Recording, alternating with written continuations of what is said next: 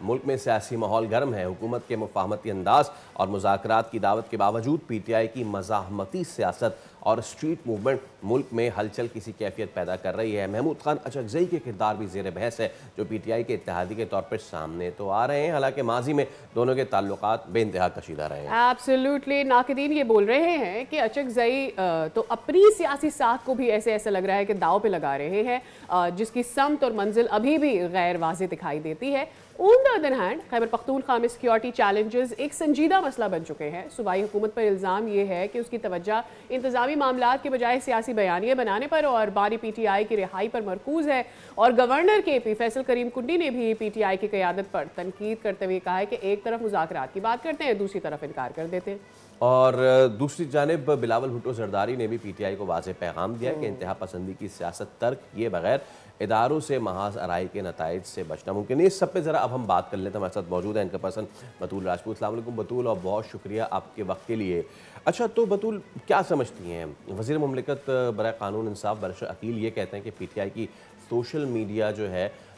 Team جو ہے وہ مقبولیت کے دعوے جو کرتی ہے یہ سارے فریب ہیں، یہ سیاسی میدان کی ناکامیاں چھپانے کے لیے سوشل میڈیا کا سہارا لیا جاتا ہے۔ کیا سیاسی میدان اور سوشل میڈیا پر یکساں مقبول ہونا کوئی شرط ہے؟ جی بہت شکریہ۔ دیکھیں، اگر کوئی یہ بھی کہتا ہے کہ پاکستان تحریک انصاف کی جو سوشل میڈیا پہ پریزنس ہے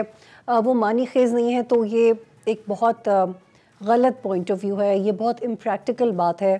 ہم کسی بڑی سیاسی جماعت کے ان کی پالیسی سے تو ڈس ایگریمنٹ کر سکتے ہیں، لیکن ان کے وجود سے آپ انکار نہیں کر سکتے، اور یہ سوشل میڈیا کا ہی دور ہے۔ پاکستان کی بھارت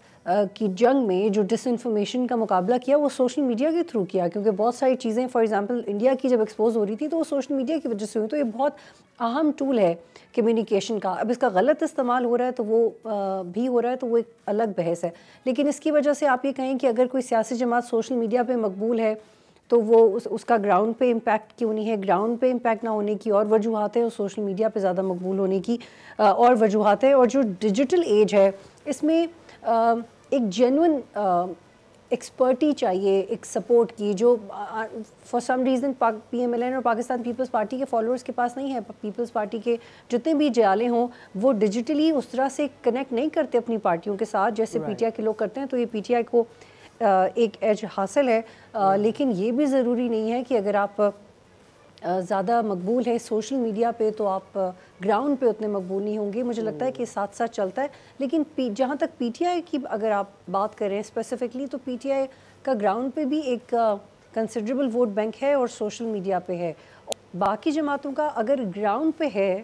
اس پہ اگر ہم ایگری کریں تو وہ سوشل میڈیا پہ نہیں ہے، تو یہ ایک ایسا ہوم ورک ہے جس کے لیے کہ آپ کو ایک پرسسٹنٹ پالیسی چاہیے، جو کہ پی ٹی آئی کے پاس تو ہے لیکن باقی جماعتوں کے پاس نہیں ہے۔ رائٹ بطول، آپ کو نہیں لگتا کہ اس ساری سینیریو پہ اگر ہم دیکھیں تو محمود خان اچکزئی صاحب کی جو سو کالڈ اتحادی قائدین کو اپنی سیاست وہ داؤ پہ لگا رہے ہیں، ان کی اپنی سیاست اس سب کے بیچ کہیں کھو گئی ہے، اور پی ٹی آئی ماضی میں ان پر خاصی تنقید بھی کرتی رہی ہے، ان کی مخالفت بھی کرتی رہی ہے؟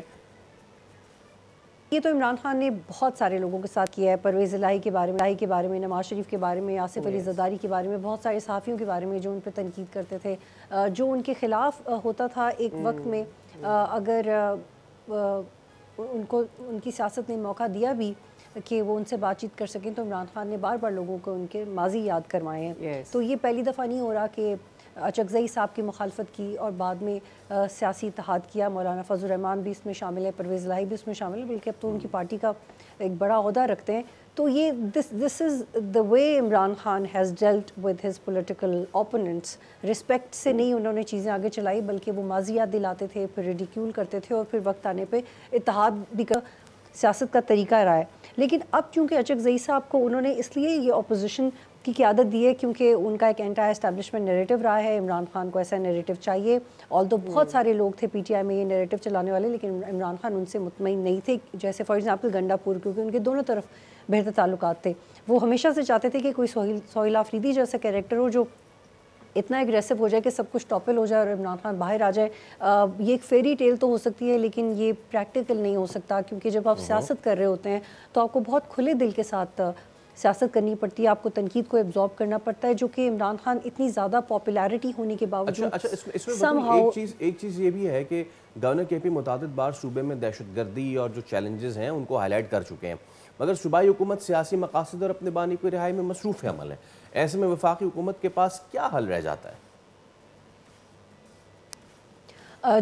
جی بالکل، وفاق اور صوبے کے پی کے اندر یہ کوارڈینیشن ہونی چاہیے سیکیورٹی اور دہشت گردی کے حوالے سے، لیکن بالکل سہیل آفریدی کو بھی ٹاسک دیا، ان کی اپوائنٹمنٹ اس لیے ہوئی کیونکہ ان کو ایک ایگریسو کریکٹر چاہیے تھا۔ وہ بالکل پنجاب جائیں، باقی وزراء بھی آتے ہیں، لیکن ایٹ دا سیم ٹائم ان کو چاہیے کہ وہ اداروں کے ساتھ اور ریاست اور گورنمنٹ کے ساتھ سیکیورٹی اور دہشت گردی کے حوالے سے اپنی کوارڈینیشن رکھیں۔ اگر وہ اس کو نظر انداز کریں گے اور صرف رہائی پہ توجہ دیں گے تو ڈیفینیٹلی جو گورنر آج کی ہم باتیں سن رہے ہیں وہ ہوں گی، لیکن اب صورتحال تھوڑی سی الگ ہے، کیونکہ جب سے شہباز شریف نے کہا ہے کہ آئیں آپ بات کریں تو ہم یہ مان نہیں سکتے کہ شہباز شریف اسمبلی کے فلور پہ اسٹیبلشمنٹ کے بغیر کوئی اتنی بڑی بات کریں گے۔ مجھے لگتا ہے کہ باقاعدہ حکمت عملی کے تحت ایک مثبت بات کی گئی ہے جس کو پی ٹی آئی کو بھی سنجیدگی سے لینا چاہیے، لیکن اگر کیونکہ یہ D G I S P R کی اس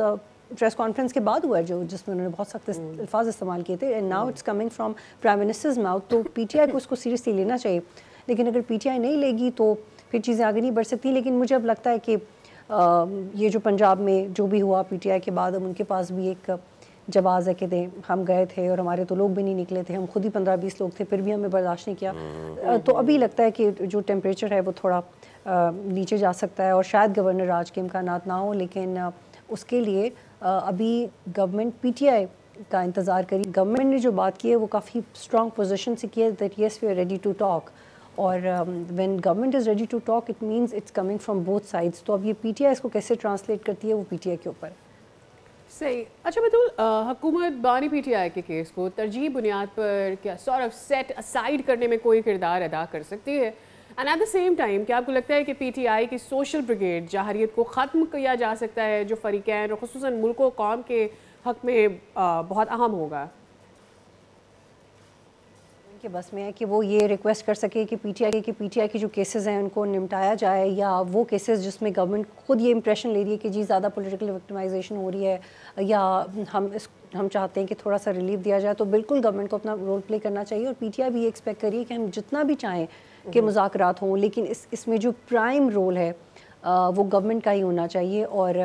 بالکل گورنمنٹ کو ہی کرنا چاہیے۔ انفیکٹ اگر گورنمنٹ نہیں کیا تو آنے والے وقت میں سارا کریڈٹ گورنمنٹ کو ہی جائے گا، پی ٹی آئی کو صرف یہ کریڈٹ جائے گا کہ ٹھیک ہے اس کا ووٹ بینک اچھا تھا، ان کے ساتھ پولیٹیکل وکٹمائزیشن ہو رہی تھی، انہوں نے معافی نہیں مانگی، اب انہوں نے بھی لچک کا مظاہرہ کیا، اور ایسے سیاست ہوتی ہے۔ لیکن ایسے موقع پہ جہاں پہ ایک ایسی گورنمنٹ جس کا اپنا ووٹ بینک بھی اسٹرانگ نہیں ہے، پرفارمنس بھی اچھی نہیں ہے، جو اسٹیبلشمنٹ کی سپورٹ سے بہت ساری چیزیں ہے، جس کی اپنی کیپیسٹی بھی کم ہے فرینکلی، اگر وہ دل بڑا کر کے مذاکرات کو آگے لے کے جائے گی تو ڈیفینیٹلی آنے والے وقت میں پی ایم ایل این کی سیاست کے لیے اچھا ہوگا۔ بہت بہت شکریہ Batool, was wonderful to have you on the show. Subscribe کریں اور بیل دبائیں تاکہ کوئی خبر رہ نہ جائے۔